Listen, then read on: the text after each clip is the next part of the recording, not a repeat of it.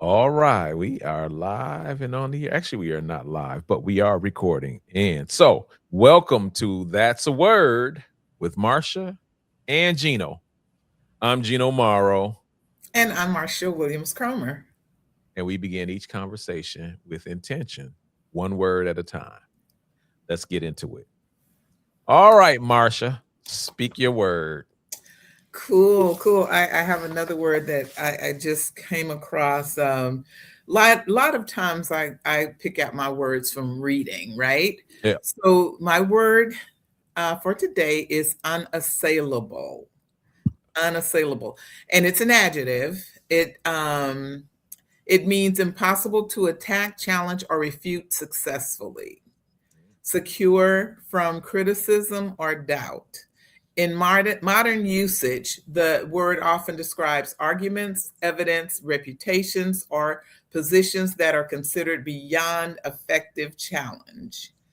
The etymology of the word comes from the verb assail, which means to attack or challenge, Mm, and from Old English assailere, which means to attack or assault. From Latin assailere means to leap upon. So as we're adding the words together, it's unassailable, literally means not capable of being attacked. mm, You hear it a lot in legal arguments, scientific evidence, hmm and historical facts, hmm moral authority, and reputation or credibility. So I know you're gonna love this word. You're gonna love this word. What what does the word unassailable bring to your mind? When I think of it in terms of the law, it's used there a lot. And basically, it's not so much to say that you're a person that can't be defeated physically, hmm but someone whose argument about a topic is so strong that it cannot be defeated or it's unassailable. Man, let's get into it. I Okay, so I've grown up learning and believing that the truth does not need defending. Perfect. Perfect. Oh, are you trying to shut me down in 2 minutes and 41 seconds? Not at all. Because the reason why, now that's one aspect of it, but we live in a time now, and it's so interesting that our words will correlate when we finally get to mine. But we live in a time now where even the truth is being assailed. Now, you can't, like, the truth does not need defending. It is what it is, and it's always going to be that. But we live in such a time now where the ability to introduce doubt will make people even question the truth. Right. And so you Right. wonder what can be considered unassailable in this time that we're Right. living in when Right. everything is under attack. Yeah. Yeah. Everything is under attack. Yeah. And then you get commentary in our public discourse that says, this is the absolute fact and truth, knowing we're watching people lying to us. And Mhm. then the next day, they're proven to be lies, and no one ever circles back to say it was a lie and this is why. And we take full responsibility. So there is no accountability. And to your point, you know if it is the truth and facts, it should be unassailable, but it's so muddy now, it's just so cloudy, right? Right, right. So it makes me think, I mean, you're taking me down a rabbit hole. I love that. Okay, so in order for something, now just thinking for myself out loud, in order for something to be unassailable, meaning like, and so I naturally gravitate to the truth, it has to be built on the foundation of truth. Right. Number one. Number two, it doesn't matter who contests that truth or what argument they bring forth, and it can be the most sound argument ever. It still should not be able to penetrate the truth that they're arguing against. I love So that. that That is means, absolutely spot on. yeah, and that leads you to the my third point, which is, so that means your ability to adhere to the truth has to be predicated on something that is foundationally sound and stable and supported throughout time or history, which naturally leads me to scripture.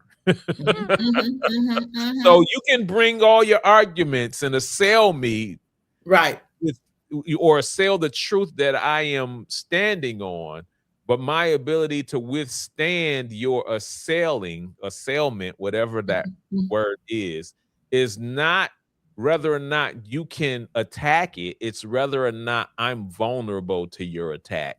Right. So how Right. strong is my foundation in that truth to where you can throw a barrage of arguments at me and it still doesn't have it's unassailable. So if the truth is under attack, then to bring an unassailable position Mhm. to the table, you have to be dealing with an opponent or arguing a case or arguing facts against someone who has already agreed on some level that your being able to prove me out will make you the winner.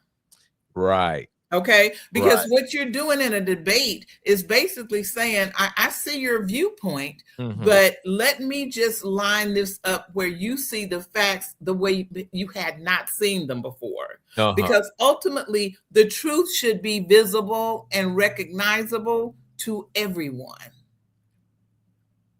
Yeah. Am I right?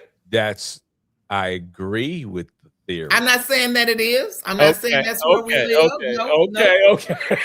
no, no, no, no. I feel you. I feel you. I feel your energy coming on out the screen, right? Yeah, But no, no, yeah. no. But the times we live in now, These where mofos will hear the truth and tell you right to your face. That's a lie. exactly, exactly, exactly, because it does not serve their purpose. Their purpose outweighs the truth, That's no matter how, you know, obvious that, you're lying. Okay, let's mhm, just call a thing a thing. mhm, mhm. It still is not serving the purpose of the person you're challenging. Right, And to right. that point, you'll never get them to see your viewpoint as unassailable. They Mhm. they don't come to the table with the mindset that the truth is the goal.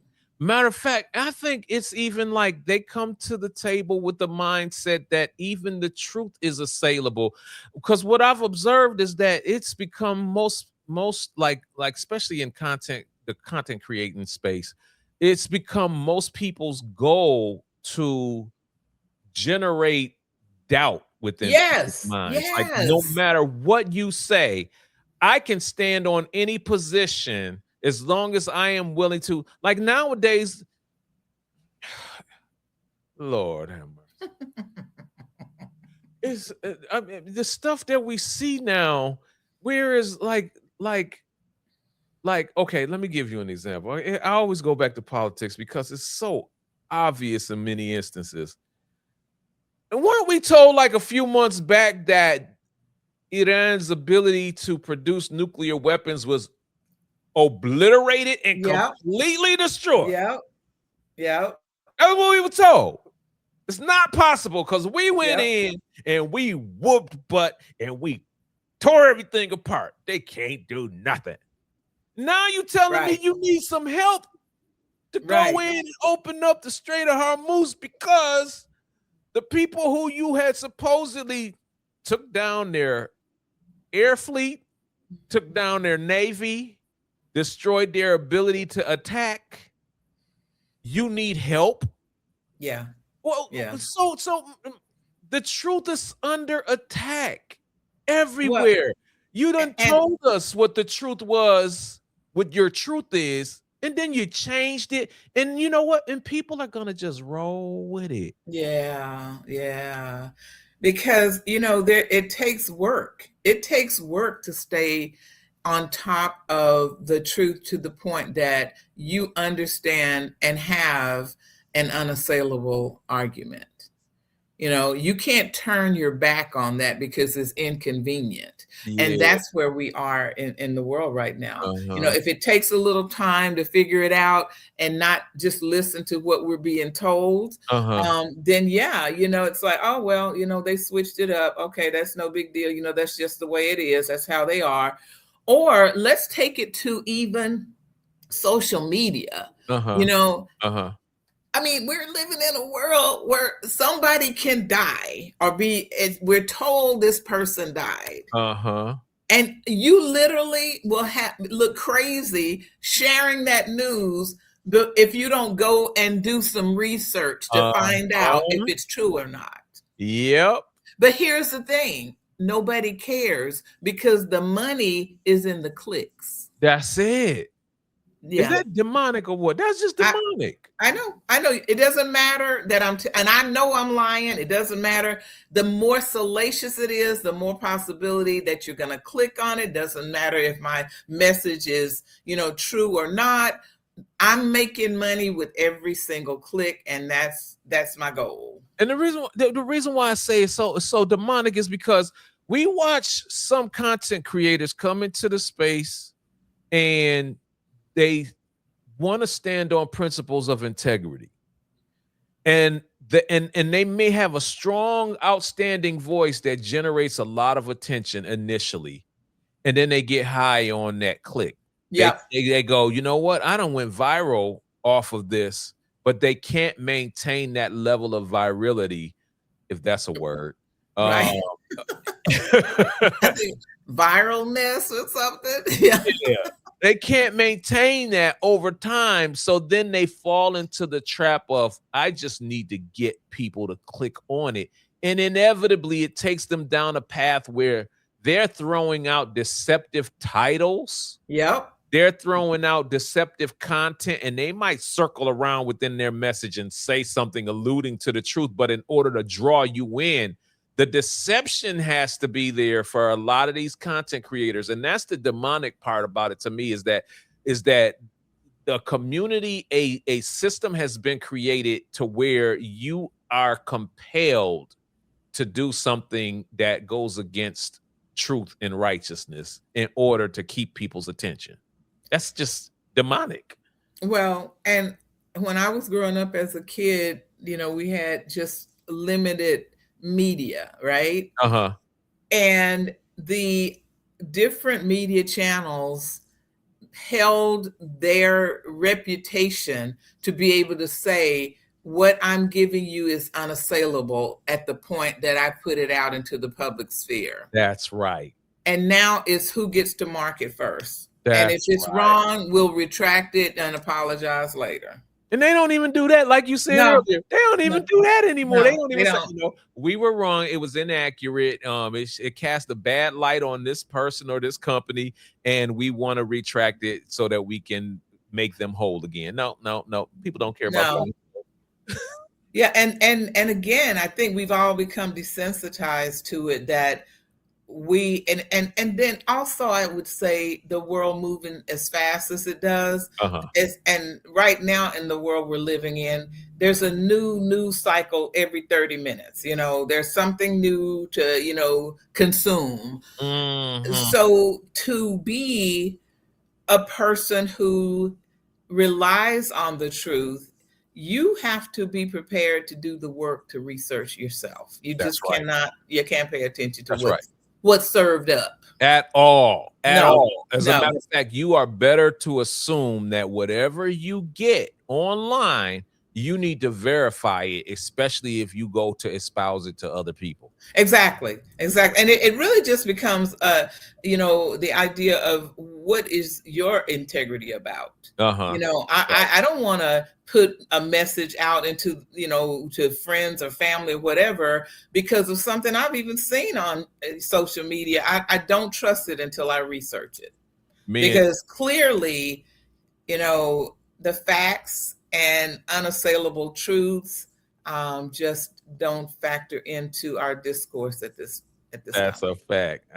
You know, That's your word, and you ended That's my word, with a ribbon Gino. on top, so I ain't even gonna mess with it.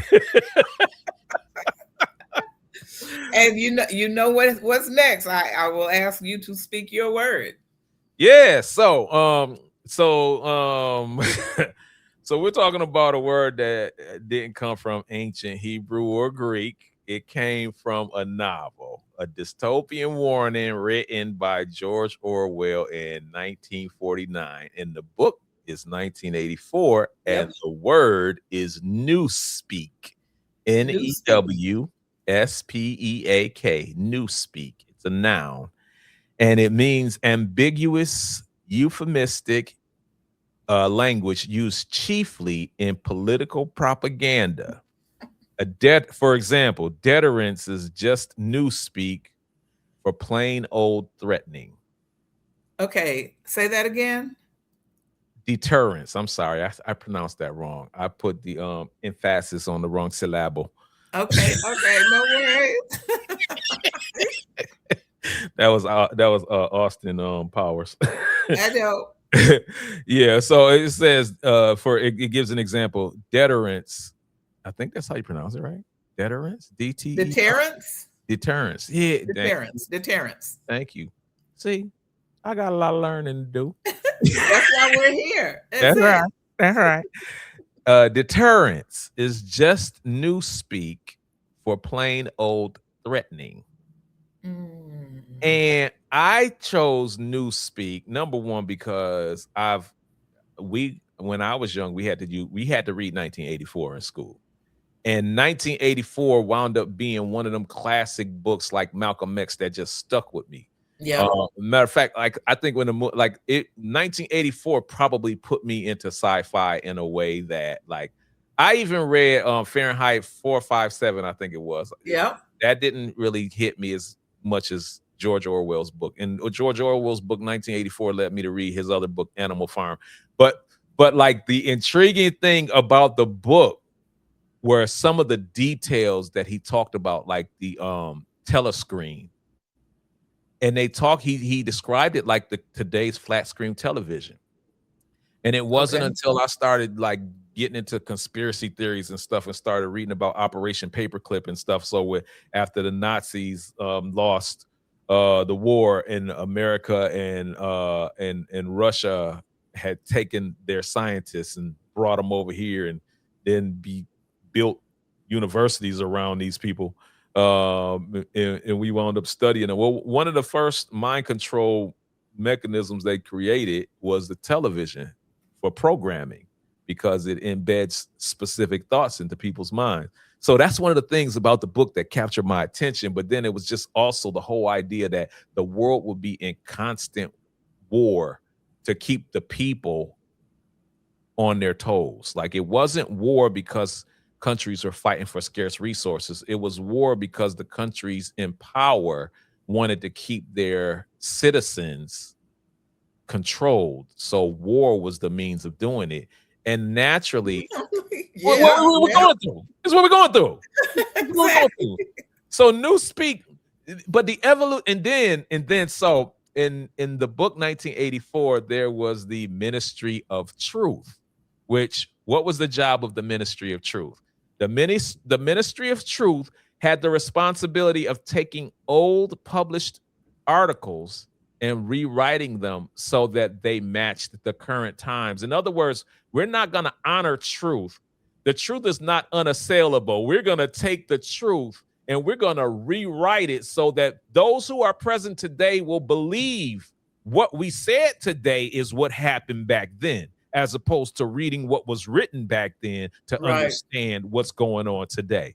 And so the Ministry basically, that's just like leaving it to interpretation, but intentionally skewing the truth with it. It's even more diabolical. That is like a lie by omission is still a lie, but the intent behind it is to take you away from the truth intentionally. Right. And that's the so newspeak, it was the Ministry of Truth that was really the ministry of lies. Right, And right, so right. newspeak is the times that we're living in, the truth is no longer honored. Everything is upside down. The thing that the thing that they accuse you of are the very thing that they're guilty of. Okay, true. That's and you know, to what you were saying, if you have to give something that title, the ministry of truth, I mean, the first thing you would think is this is really great. But in the world we live in now, wouldn't you question that? It's like, why would you even need that? You know, what are you managing truth now? What is it? But you are managing what you want people to think is the truth. Uh-huh. Yeah. That's right. That's right. And then it even goes into church. I mean, it goes everywhere. Yeah. Where you're having to question the terms that are put out. Here's another good example: the labels that they put on our food. You know, whereas in one instance, you used to think that cage free meant that you had a healthy bird, but then they didn't tell you what they were actually being brought up in. But you believe because it says cage free that you're getting a healthier egg. You know, this is what we're getting all the time. They don't Yeah. have to say high fructose. They got new words. And sometimes just to say it's cage free may mean that, yeah, they're not inside in a cage. Maybe the cage is now outside. Outside. It's little things like that you know are manipulated to make us think certain things that are still not true. That's right. And that's the power in that's a word. Because one of the things that I read recently is one of the things that I read about recently is in addition to the dumbing down of America is how certain words are removed from the lexicon or the language so that people, the younger generation, won't get a concept of the idea Yeah. unless Yeah. they're just a studier. But Right. like Right. they'll remove words like freedom, rebellion, things that like may have been natural in our generation, words that we used constantly. And then there were words within our parents' generation that were Yeah. removed because if your brain isn't fed that, it doesn't necessarily naturally pick up that concept Right. as readily. And so a part of the dumbing down of America has been limiting the number of words that people actually learn and understand. And that's why I think it's so important that we do that's a word, because it challenges us to learn words that are not a natural part of our daily vocabulary. Like they That's say right.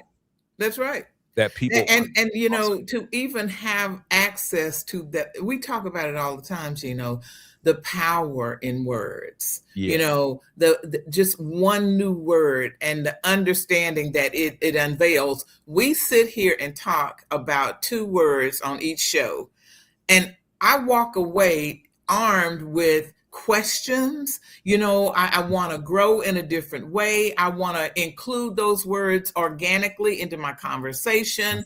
Mhm. And I also want to share. That's why, you know, we reach out to our audience and share this, because we're not the only people who feel this way. That's right. That's Yeah. right. Yeah. And we need to be challenged. We need to be pushed further, because the power of control is really narrative, like the ability to dictate the narrative. And narratives are based on language. Yeah. But more importantly, on the darker side of things, spells are cast because people are using language, spelling to Right. cast something over us. Like here's a deeper one. That we walk around being just a bunch of zombies. Here's another example, and that's a fact. That's a fact. So I'm gonna verify that with this example. As I studied with the Moorish Science Temple, one of the things that I learned in language is that color was status, not ethnicity or race. Right. So to be white meant to be in good standing, pure. To Mhm. be black meant to be dead or to cause harm, or things along that were more along a negative connotation. Connotation. Yeah. and then how it was applied to race, so that that same connotation would be attached to the group. And here's another interesting thing about race is that black was applied to them, white people, and white was applied to us when it came to status. Right. But when it came to race, they reversed it because black derived from blanc or blanco, and that's white. Right. Right. Right. But when you cast spells on people, you can tell them something right to their face. I know. They won't understand. I know. That's why I look at it. Look. This is deep. That's when you look at Masons, when you look at Shriners, when you look at secret societies, you can take a Mason who's a 32nd degree and a Mason who's a 33rd degree, and they can be using the same word, and it will mean something different to each of those degrees because of what they are trained or programmed to understand about that word, which means you can say something right in front of someone and they won't even understand what you're saying. And I think, again, to your point, it's like has happened throughout time that confusing people with the meaning or the truth of what something means is how we basically stay splintered from each other. Yep. I love it. I love your word, newspeak. And that's one I'm going to always carry. I look for newspeak in news when I'm watching the news, when I'm watching content. I'm like, they just took a, like, in the perfect example. Okay, I'm gonna conclude it with this one. I'm gonna end it with this one, Marcia. I promise you. No worries. The word woke. Yeah. Oh yeah, we talked about that one. That's right. That's right. Do you see how something positive, like who doesn't want to be awake? Yeah. Exactly. There's awareness in being awake. Yeah. And they've taken the word and they've spun it to mean something completely opposite. Because it matters to, we as Black people took that word on to say, keep yourself educated, stay alert, be aware. And now it's been flipped to say, you're over exaggerating, that you really, are making a big deal out of something that's not. And just belittling the word altogether. A whole word has just like been denigrated. And then the dog whistlers actually use it to mean black. Yeah, that's true. It's a synonym for black. That's it. You like know that. DEI, like BLM, all of these, they started using these dog whistle terms that actually is another way for them to say black without saying nigga. Exactly. Yeah. Yep. You got it. So you got it. Newspeak. Watch out for the newspeak, y'all. Absolutely. I will be as well. I love that word. And for everyone who was able to join us today, we want to thank you guys. Share this with your friends. We're going to keep bringing exciting words that'll help us all to grow. Don't forget to like, subscribe to the channel. We appreciate you joining us. Take care.